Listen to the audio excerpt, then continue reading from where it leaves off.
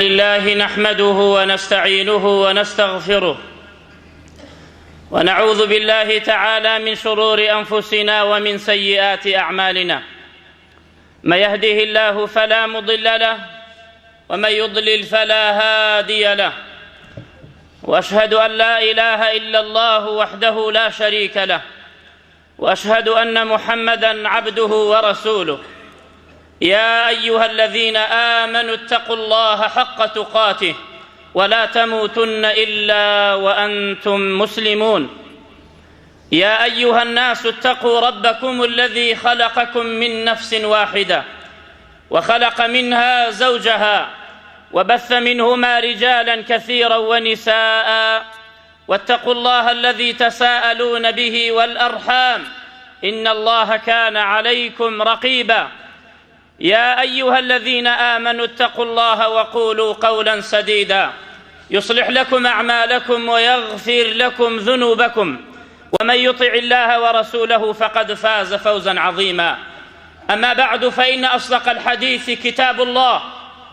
وخير الهدى هدى محمد صلى الله عليه وسلم، وشر الأمور محدثاتها، وكل محدثة بدعة، وكل بدعة ضلالة، وكل ضلالة في النار. أما بعد، أتينا سرباسي كيتري لم جمعية، أتينا سرباسي پیغمبر كيتري صلاة وسلام خواهي پروردگاريان لسر بيت چون بون لقل قومكيان أو پیغمبرا خواهي قورو مهربان هري بجارد ولا خويان بو لقومك خوي بوي آقداريان بكاته ولا مخالفات شرعي. جا ئەوەی بە قسەی کرد بێت ڕزگاری بوو لە دنیا و لە قیامەت، ئەوەی بە قسەی پێغەمبەرەکەی نەکرد و بێت سەرشۆڕە بێت لە دنیا و لە قیامەت، بە هیلاکە ئەچێت. و دائیمەن خوای گەورە و میهرەبان ئاگادارمانەکاتەوە، پێمانە فەرمێت وما قوم لوط منكم ببعيد. ئەو قەومانە کە لە ناوچوون لە ئێوەوە زۆر دوور نین، مەقەیەت بن مسلمانان.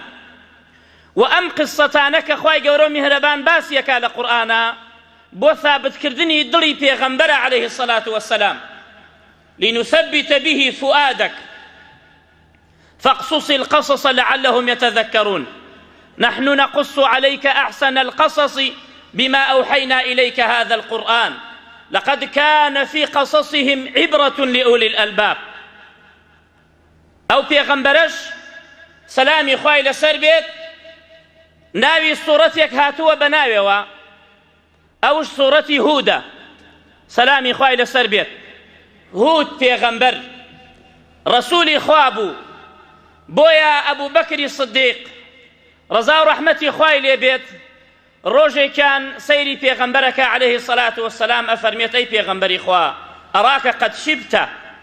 ئەبینم وا پیر بووی ئەی پێغەمبەری خوا عەلەیهی سەلات وەسەلام. چەند تەڵێک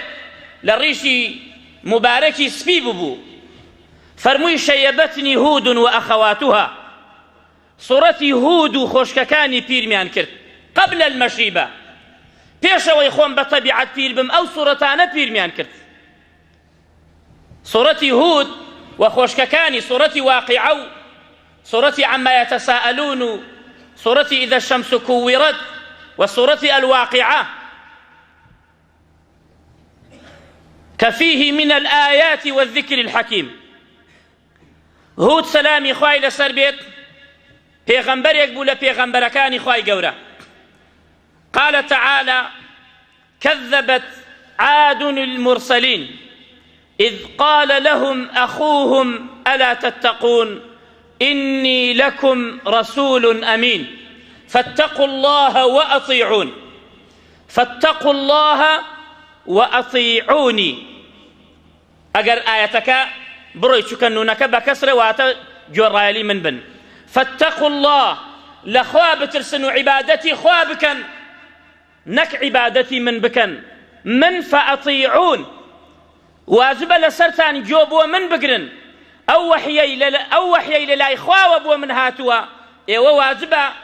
جوتان لمن بيو بقسي من بكن نيود فاتقوني لمن بترسن عبادتي من بكم نا فرمي فاتقوا الله ئەم جاکە وەئەطیعون بەڵام بە قسەی من بکەن. پێغەمبەران ئاوا بوونە و شوێنکەوتووی پێغەمبەران وا بوونە دانەنشتون خەڵک بێ عیبادەتیان بکە.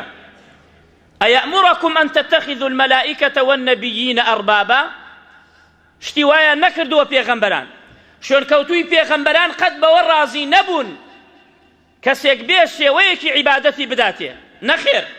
ئەوە تا دانیشتووە پێغەمبەر عەلەیهی السەڵاتو وەسەلام ڕۆژێک پیاوێ دێ بۆ لای سەحابەی بەڕێز،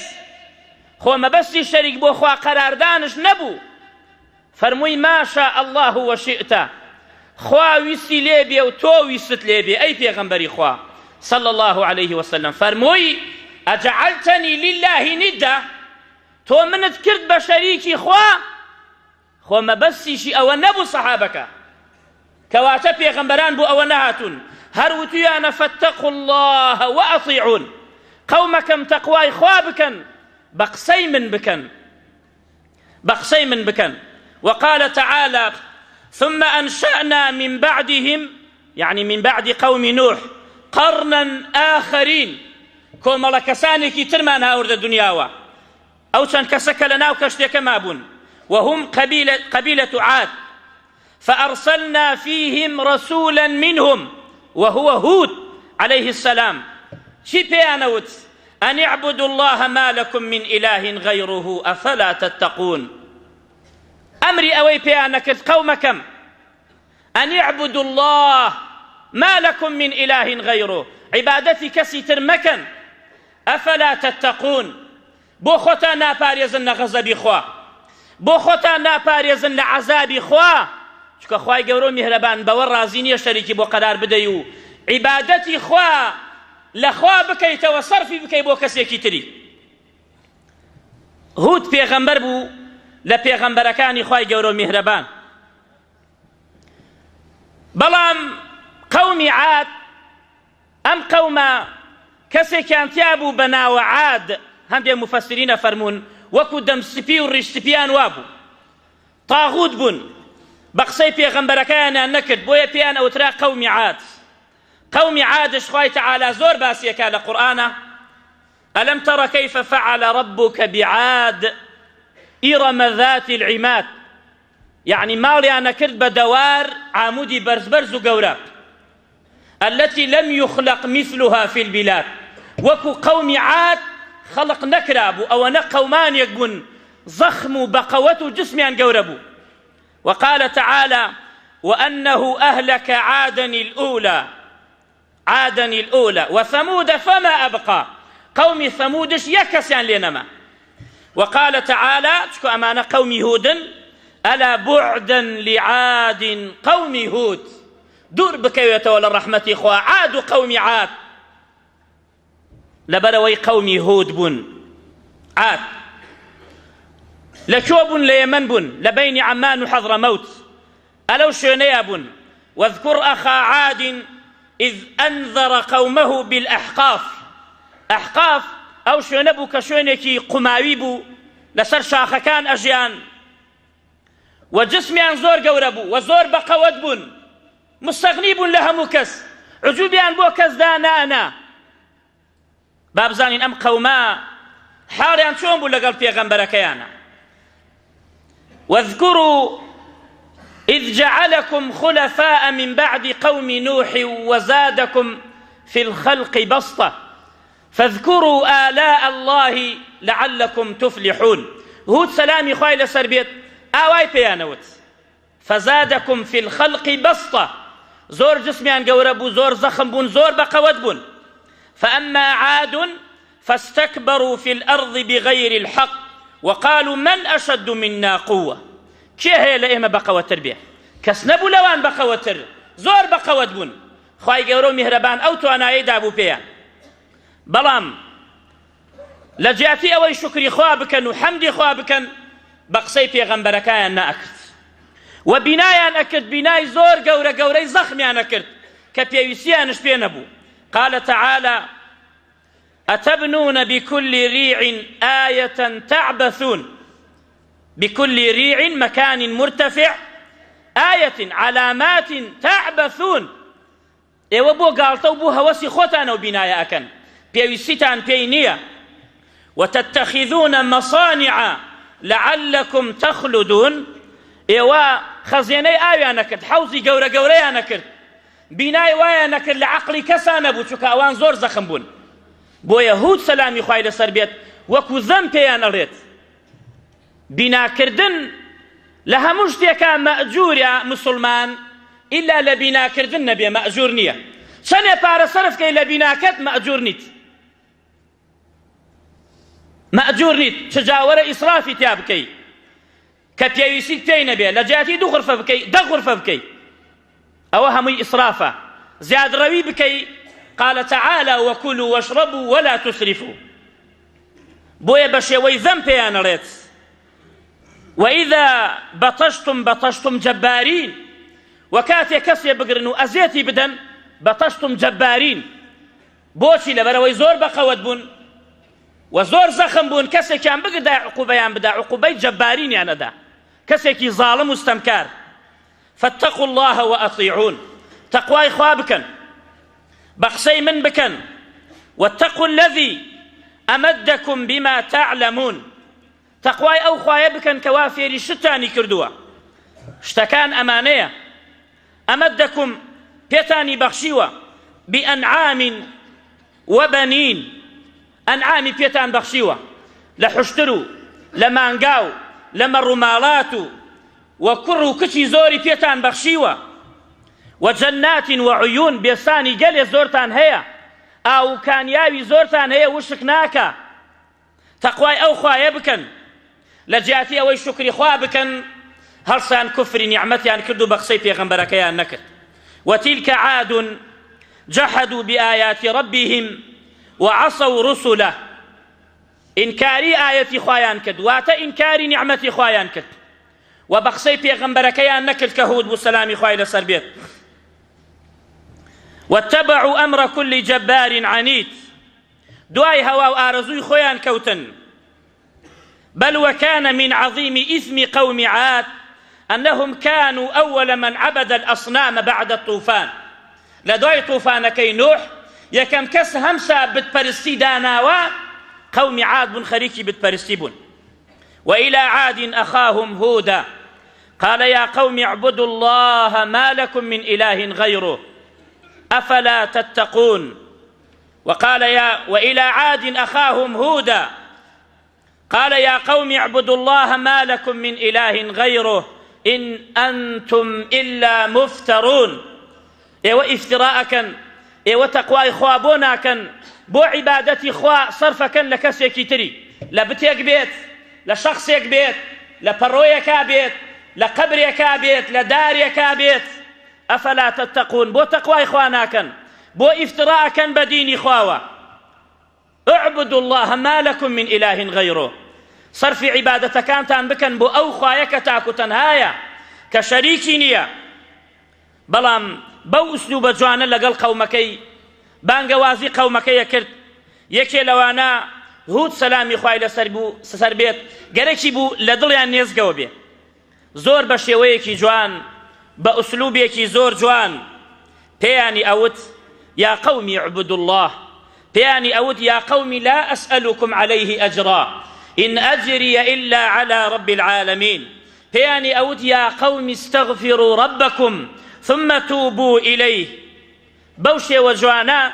هود سلامي خوايل سربيت بالرحمانا بانقوازي قومكيكا بويا بيغمبران سلامي خوايان لسربيت لهمو كز بالرحمترن لدايكو باوك بو تو بالرحمترن بيغمبران آوا بالرحمن بأسلوبيكي جوان لقل قومكانيان يا قوم اعبدوا الله يا قوم لا أسألكم عليه أجرا يا قوم استغفروا ربكم بوشي وبو أسلوب جوانا دوهم شاك أيان زاني كأما پیغمبری خوايو داوای أجر پاداشتیان لێناکە بۆیە هەر کەسێ داوای ئەجر و پاداشتی نەکرد لە داوەکەیدا ئەوە بزانە ڕازگۆیە بەڵام کەسێک بەناوەی دینەوە پارەی خوارد و پارەی پەیا کرد بەناو دینەوە ئەوە بزانن ڕاست ناکا و خوای گەورە و میهرەبان زەلیلی ئەکا كذبت عاد المرسلين إذ قال لهم أخوهم هود ألا تتقون إني لكم رسول أمين فاتقوا الله وأطيعون ولا أسألكم عليه أجرا إن أجري إلا على رب العالمين يا قوم لا أسألكم عليه أجرا إن أجري إلا على الذي فطرني أفلا تعقلون داوای ئەجر و پاداش لە ئێوە ناکەم ئەی قەومەکەم ئەو خوایەی کە منی کردووە بە پێغەمبەر کە ئەو ئەمانەتەی داوەتە من بیگێنم بە ئێوە چاوەڕێی ئەجر و پاداش لە لای ئەوەکەم هیچ ئەجر و پاداشم لە ئێوە ناوێ خاڵێکی تر ودائما يذكرهم بنعم الله عليهم ليشكروه بعبادته وحده نعمتكاني خواي گەورە میهرەبانی ئەخستە فکر قەومەکەی ئەی قەومەکەم خواي گەورە میهرەبان ئەوەی داپێتان چاکەکارن لەگەڵتانە عیبادەتی خوا بکەن بەتەنها بۆ ئەوەی جوابی بدەنەوە بۆیە لە ڕۆژی قیامەتە پێغەمبەری وا دێت یەک کەس لەگەڵیان نییە یەک کەسێک لەگەڵیان نییە تەقتەنیا خۆیەتی یەک کەس ئیمانی پێ نەهاوردووە ئەمە والعیاذ بالله نقصانی نییە لەو پێغەمبەرەیە ئەو پێغەمبەرە سەلامی خوای لەسەر بێت دعوەکەی زۆر بە جوانی گەیان بانگەوازی خەڵکی کرد تەبلیغی کرد بە شێوەیەکی جوان بەڵام خەڵکی ئیمان ناهێنێت ئەوە لە دەسەڵاتی ئەوان نییە و لە ڕۆژی قیامەتە خوای گەورە و میهرەبان محاسەبەی ئەو پێغەمبەرەش ناکات بڵێ ئەی پێغەمبەر بۆ دوو کەست لەگەڵە بۆ کەسێکت لەگەڵە بۆ کەست لەگەڵ نییە بۆیە هەوری ئەوە بدەین ئەوەی شەرعیە ئەوەی ڕەزامەندی خوای گەورە و میهرەبانی تێدایە ئەوە بە خەڵکی بڵێن کێ بە قسەتەکا بە قسەت ناکا تۆ بیدە بای گوێچیا و بۆی لە قیامەت عوزری نەمێنێت نەک بەکاری ناشەرعی بڵێ کاکە با خەڵک خڕەو بکەین بۆیە ئەبینی هەموو پێغەمبەران هاتون بۆ ئەم دەعوە مبارەکە کورە کاکە ئەڵێ کەی وەختیەوەیە تۆ باسی بیدعاکەیت و باسی شیرکەکەیت و باسی تەوحیدەکەی ئەی باسی چی بکەین مۆسیقا لێدە لە تەلەڤیزۆنەکان حەڵاڵی کە ژن و پیا و تێکەڵ کە با حەڵاڵ بێت بەس خەڵک خڕ بکەین نەخێر بەکاری ناشەرعی دینی خوا سەر ناکەوێت وعدی خوایە ئین تەنسوڕوا الله یەنسوڕکم ئەگەر دینی خوا سەر بخەن ئەو کاتە خوددا سەرتانەخا نەک بەکاری ناشەرعی بۆیە پێغەمبەران سەلامی خوایان لەسەر بێت بەو شێوەیە واذكروا إذ جعلكم خلفاء من بعد قوم نوح وزادكم في الخلق بسطة فاذكروا آلاء الله بخنوا فكر خوتان أو نعمتان خواي قولوا مهربان كداي بيتان عبادتي خواي بتاكو تنها لعلكم تفلحون بووي رزقارتان بيا لدنيا ولا قيامت بوشي ويا بانقوازيان يأكرت فاتقوا الله وأطيعون واتقوا الذي أمدكم بما تعلمون أمدكم بأنعام وبنين وجنات وعيون وهروها أي خست فكران بيان يود أي قومكم أجر يود شاقبن أجر وازل عبادتي بدبينن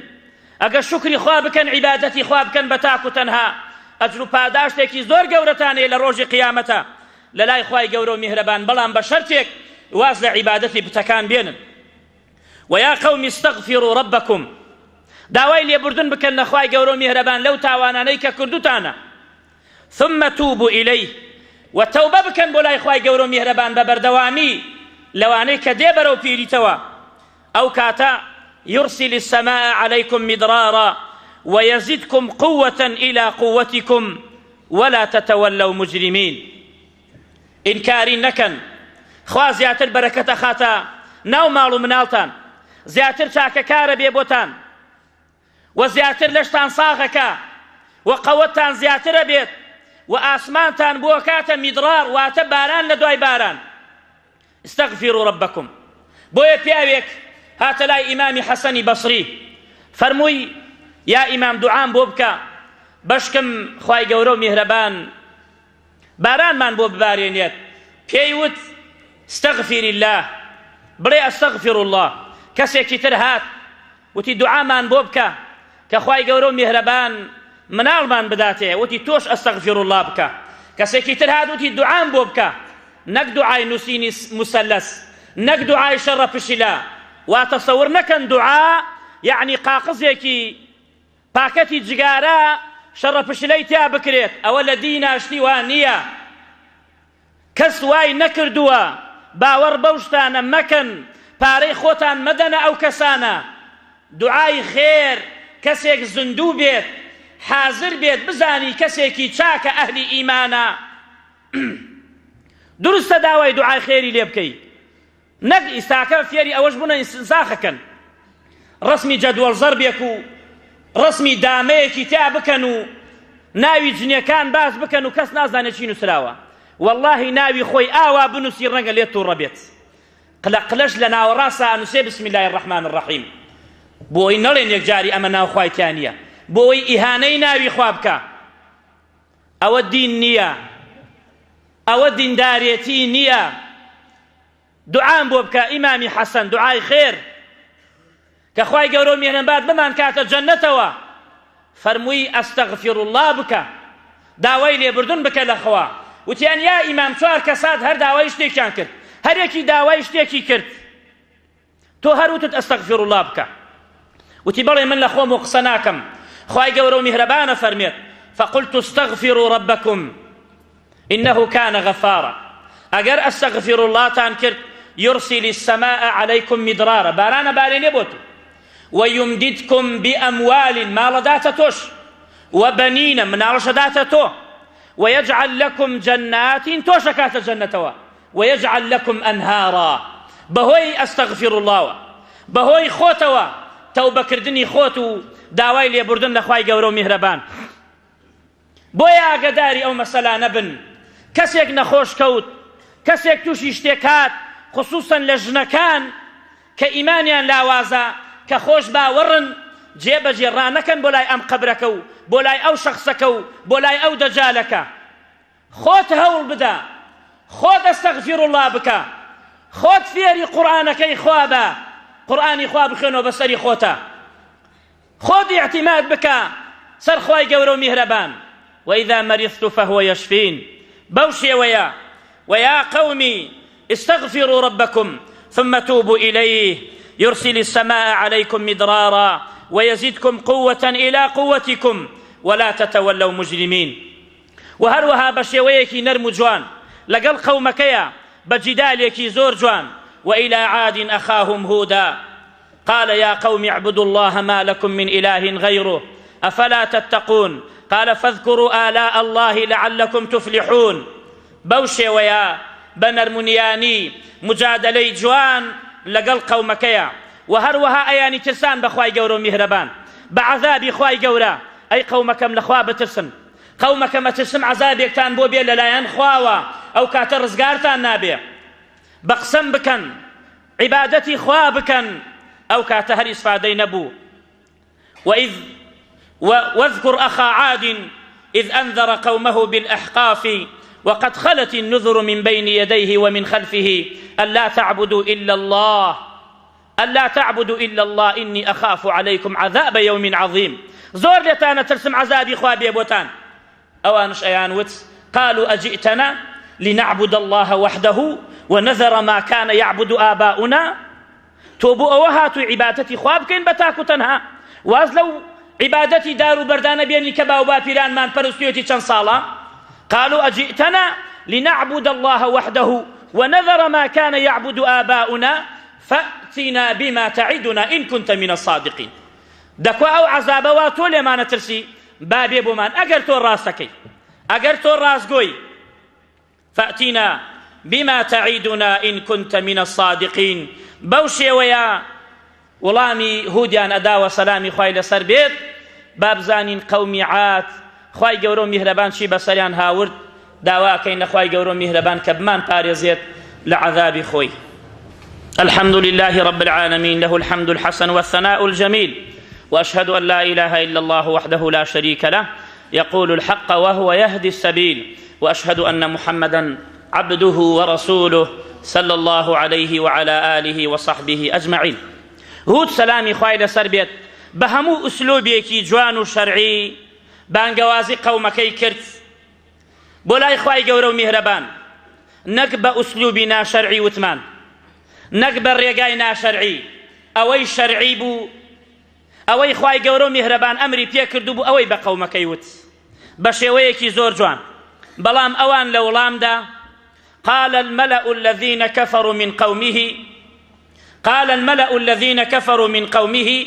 إنا لنراك في سفاهة وإنا لنظنك من الكاذبين. والله واتيقين أي هود تو كسيكي قمراي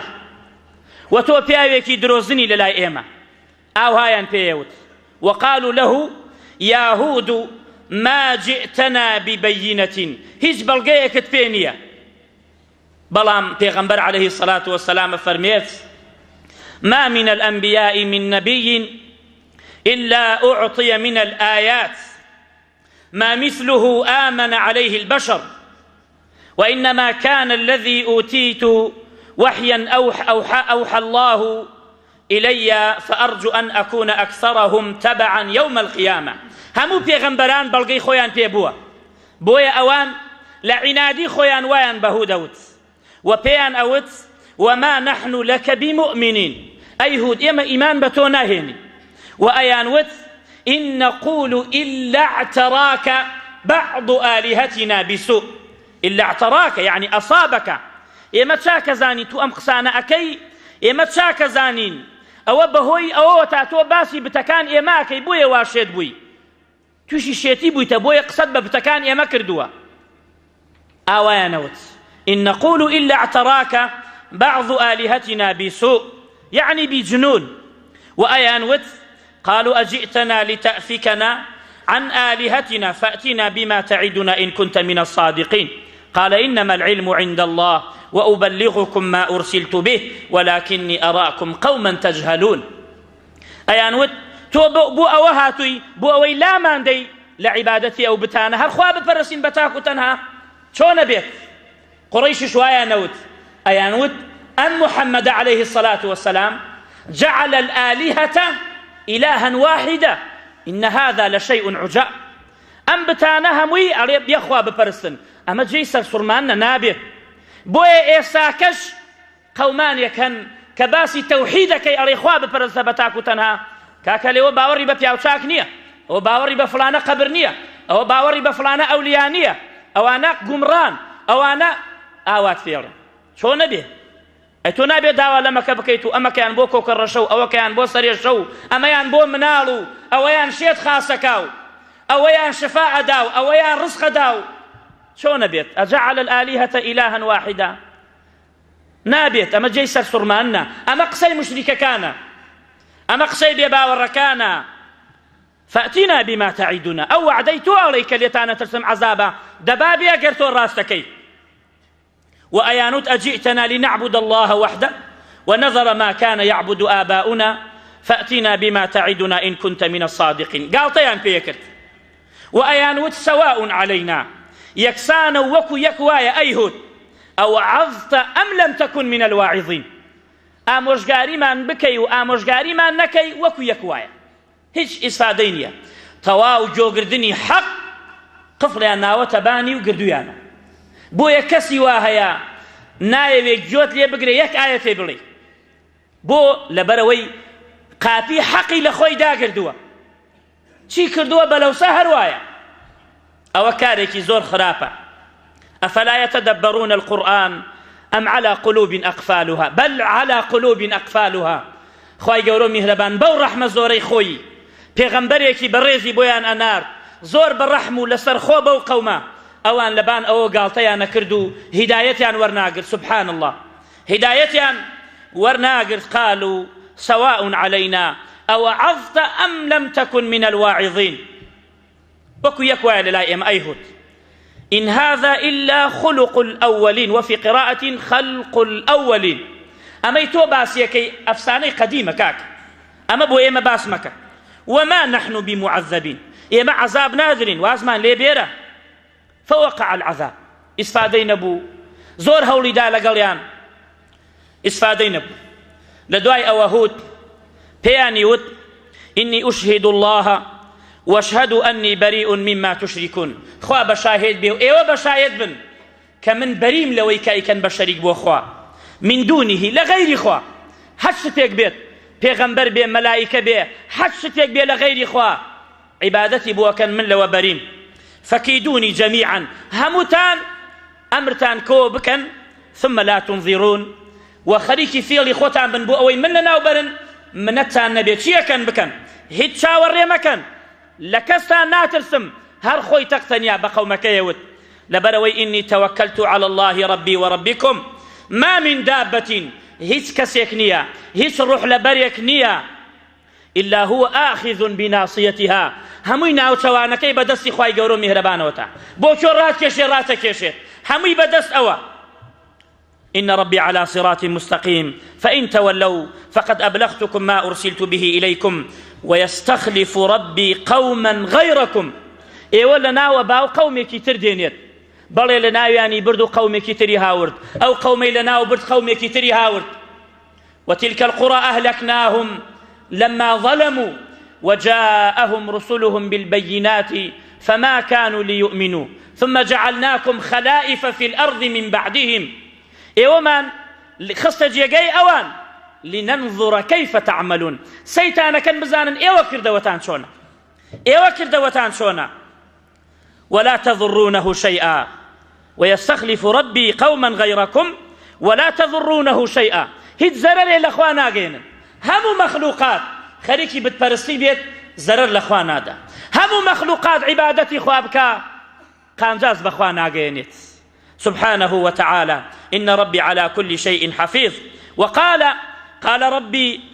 ربي انصرني بما كذبون خوايا سرم بخا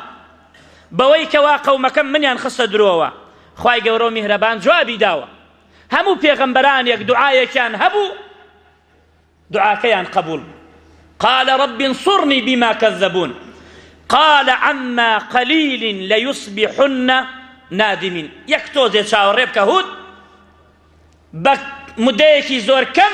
ئەبینی هەموویان پەشیمانە بنەوە لە دوای ئەوە بەڵام پەشیمانی داد نادەن بەڵام پێغەمبەری ئیسلام محەممەد عليه الصلاة والسلام فەرمووی من دوعاکەم هەڵگردووە دوعام نەکرد لە قەومەکەم هەڵم گردووە شەفاعەت بۆ شەفاعەتکردن لە ڕۆژی قیامەت بەر ئومەتەکەم ئەکەوێت من مات من أمتي لا يشرك بالله شيئا بەڵام شەریکی بۆ خوا قەرار نەدابێت دوعاکەی من شەفاعەتە بۆ ئومەتەکەم لە ڕۆژی قیامەت بۆ کەسانێک شەریکیان بۆ خوا قەرار نەدابێ نە شرکی ئەکبەر نە شرکی ئەزغەر بۆیە چەندێ وردەکار بیت لە باسکردنی شرک و تێگەیشتن لە شرک یەشتانە کەمە بۆی بەر شەفاعەتی ئەو بکەوی لە ڕۆژی قیامەتە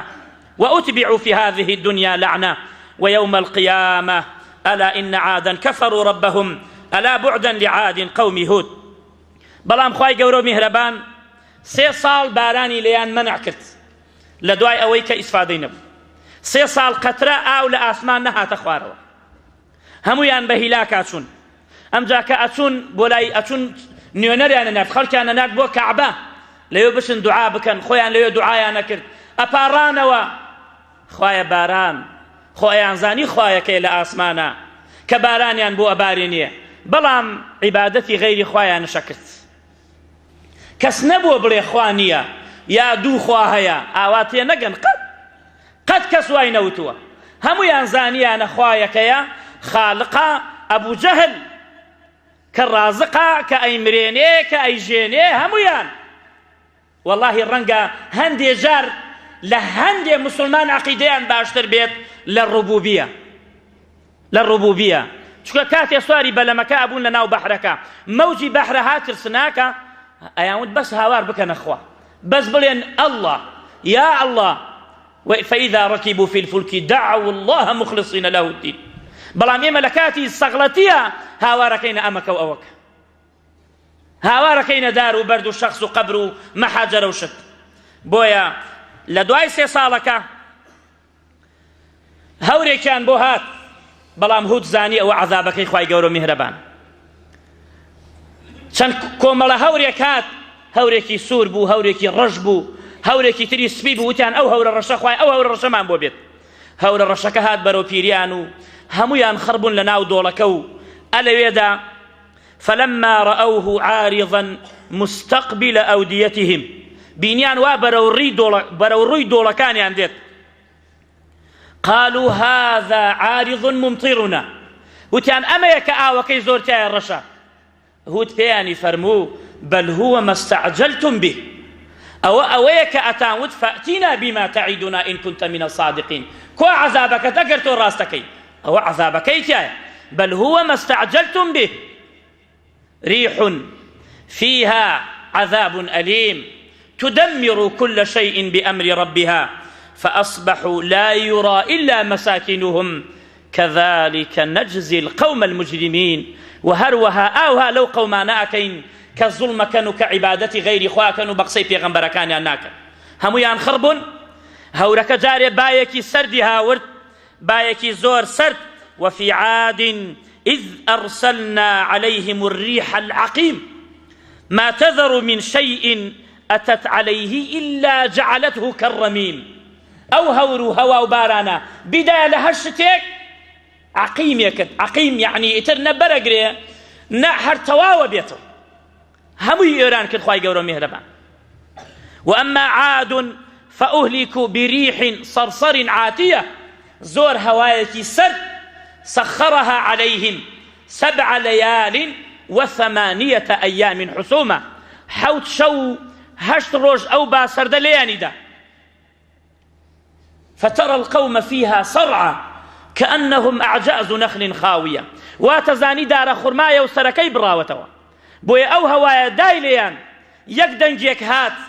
بردياني بو آسمان ليو هات نخوالو لسر مل هميان أيان دال زوي مليان بيو نأما ببي سر